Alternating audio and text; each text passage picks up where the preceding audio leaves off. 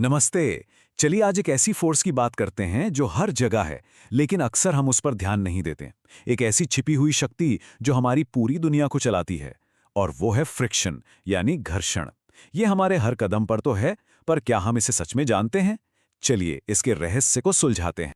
अच्छा, कभी सोचा है कि जब किसी भारी चीज को, मान लीजिए एक बड़े से बक्से को, हल्का सा धक्का दिया जाता है तो वो हिलती क्यों नहीं?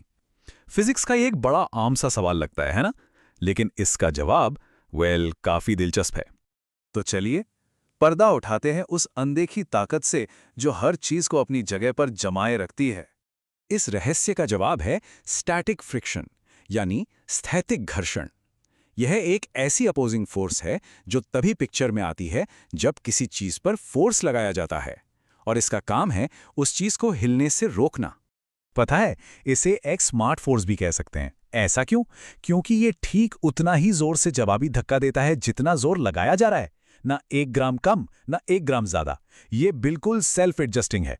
इसको ऐसे समझते हैं, देखिए, पहले थोड़ा सा फोर्स लगाया गया, जवाब में स्टैटिक फ्रिक्शन ने भी ठीक उतना ही फोर्स, लेकिन बिल्कुल ऑपोजिट डायरेक्शन में लगा दिया। इससे क्या हुआ? नेट फोर्स हो गया 0, और इसीलिए वो ऑब्जेक्ट अपनी जगह से टस से मस नहीं हुआ। लेकिन क्या होता है जब हम हार नहीं मानते और जोर लगाते जाते हैं? बस यहीं पर कहानी में एक नया ट्विस्ट आता है। अब बात होगी स्टैटिक वर्सेस काइनेटिक फ्रिक्शन की। तो सोचिए, धक्का और जोर से लगाया जा रहा है। क्या लगता है, क्या स्टैटिक फ्रिक्शन हमेशा जीतेगा? क्या वो चीज कभी हिलेगी ही नहीं? बिल्कुल नहीं। हर चीज की एक हद होती है, एक सीमा होती है, और स्टैटिक फ्रिक्शन की भी है। इसको इसका ब्रेकिंग पॉइंट समझ लीजिए, एक मैक्सिमम लिमिट। और किसी चीज को हिलाने के लिए इस हद को, इस ब्रेकिंग पॉइंट को तोड़ना ही पड़ेगा। और जैसे ही वो सीमा टूटती है, गेम बदल जाता है। एक नया प्लेयर मैदान में आ जाता है, काइनेटिक फ्रिक्शन। अब देखिए, स्टैटिक फ्रिक्शन दो चीजों को हिलने से रोकने की कोशिश करता है, लेकिन काइनेटिक फ्रिक्शन तब काम करता है जो वो चीज पहले से ही हिल रही हो। और सबसे जरूरी बात, स्टैटिक फ्रिक्शन काइनेटिक फ्रिक्शन से आमतौर पे ज्यादा स्ट्रांग होता है। इसका सीधा सा मतलब क्या हुआ? मतलब ये कि किसी चीज को हिलाना शुरू करना उसे हिलाते रहने से हमेशा ज्यादा मुश्किल होता है। अब समझ आया कि उस भारी सोफे को खिसकाने के लिए पहला धक्का सबसे ज्यादा जोर का क्यों लगाना पड़ता है। तो ये सब तो हुई थ्योरी की बातें, पर असल जिंदगी में फ्रिक्शन काम कैसे करता है? चलिए अब एक ऐसा उदाहरण देखते हैं जो शायद थोड़ा सा हैरान कर दे। ओके, इमेजिन कीजिए एक ट्रेन है जो एक्सेलरेट कर रही है, मतलब तेजी से अपनी स्पीड बढ़ा रही है, और उसके फर्श पर एक बक्सा रखा है। ट्रेन आगे बढ़ती है और बक्सा भी उसके साथ साथ आगे बढ़ता है। सवाल यह है कि बक्सा पीछे की तरफ क्यों नहीं खिसकता? इनर्शिया के हिसाब से तो उसे पीछे जाना चाहिए, है ना? ये थोड़ा अजीब जरूर लगेगा, पर इसका जवाब भी फ्रिक्शन ही है। देखिए, जैसे ही ट्रेन आगे एक्सेलरेट करती है, बक्से की टेंडेंसी होती है पीछे खिसकने की। स्टैटिक फ्रिक्शन आकर इसी टेंडेंसी को रोकता है और बक्से को आगे की तरफ धकेलता है। जी हां, बिल्कुल सही सुना। इस केस में फ्रिक्शन ही वो फोर्स है जो बक्से को ट्रेन के साथ आगे बढ़ा रहा है। अमेजिंग है ना? लेकिन यहां भी फ्रिक्शन की एक लिमिट है। उदाहरण के लिए, अगर फ्रिक्शन कोएफिशिएंट 0.15 है, तो ट्रेन ज्यादा से ज्यादा 1.5 मीटर पर सेकेंड स्क्वायर से ही एक्सेलरेट कर सकती है। अगर ट्रेन इससे भी ज्यादा तेजी से स्पीड बढ़ाती है, तो स्टैटिक फ्रिक्शन हार मान लेगा और बक्सा सरल से पीछे खिसक जाएगा।